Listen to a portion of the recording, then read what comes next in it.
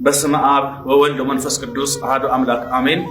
በቅድስት ሀገር ኢትዮጵያና በተለያዩ ክፍለ ዓለማት የምትኖሩ የተዋህዶ ልጆች በሙሉ በያላችሁበት የእግዚአብሔር ሰላም ከእናንተ ጋር ይሁን እያልኩኝ ወደ ዕለቱ መልእክት እሄዳለሁ። እንግዲህ ሰሞኑን ምነው ጠፋህ እያላችሁ ነበር። አልጠፋሁም። ብዙዎቻችሁ ተጨንቃችሁ ብዙ በማሰብ አጥብቃችሁ ኢንቦክስ ስታደርጉና ስልክም በተደጋጋሚ በመደወልና በውስጥ መስመር ጭንቀታችሁን ስጠይቁ ነበረ። እንደ እግዚአብሔር ፈቃድ አለው ለአገልግሎት ለአስቸኳይ ጉዳይ አባቶች አዘውኝ ከሀገር ውጪ ስለነበርኩ ነው። በቅርቡ እመለሳለሁ። ግን እስከዛ ድረስ የማስተላልፈው ወቅታዊ መልእክት አለኝ። ይህንን መልእክት ሁላችሁም ላልሰሙ እህቶች፣ ወንድሞች ሼር በማድረግ ወይንም በማዛመት እንድታሰሙ በቅድስት ቤተክርስቲያን ስም በወላዲተ አምላክ ስም አደራ እላችኋለሁ።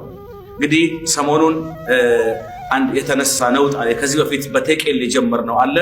እናንተ ቀድማችሁን አለን እያላችሁ ከፊት ስትዘምቱ፣ እናንተ ከፊት ሆናችሁ በጎችን ስትመሩን እረኞቻችንን ተከትለን ብቻ ሳይሆን ከእረኞቻችን ቀድመን ለመሞትና ለመሰዋት ዝግጁ ነን።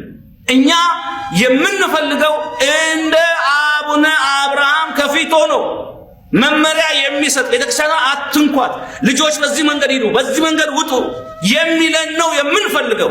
ወጣቶች፣ አሁን የኦርቶዶክሳውያን ወጣት የንቅናቄ ዘመን መሆን አለበት። ተደፍረናል። እስካሁን የታገስነው እስካሁን ዝም ያለው በሁኔታው ተስማምተን አይደለም። ሀገራችን ያለችበትን ሁኔታ አስበን ነው። ከዚህ የባሰ ችግር እንዳይመጣ ሀገሪቷ ወደ ከፍተኛ ቀውስ እንዳትገባ ብለን ታግሰናል። ግን ከሃይማኖታችን የሚበልጥ ምንም ነገር የለም። ከሰማይ ሀገራችን የሚበልጥ ምንም ነገር የለም።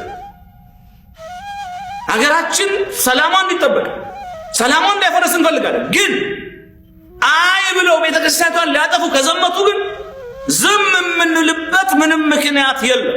ብፁዕ አቡነ አብርሃም እንደተናገሩት አንገት እንሰጣለን። ግን አንገት ሲሰጥ ዝም ተብሎ አይደለም። አንገት ተይዞ መውደቅ አለ። አንገት ዘን ነው የምንወድቀው እንደተባለው ይሄ ነው እውነቱ።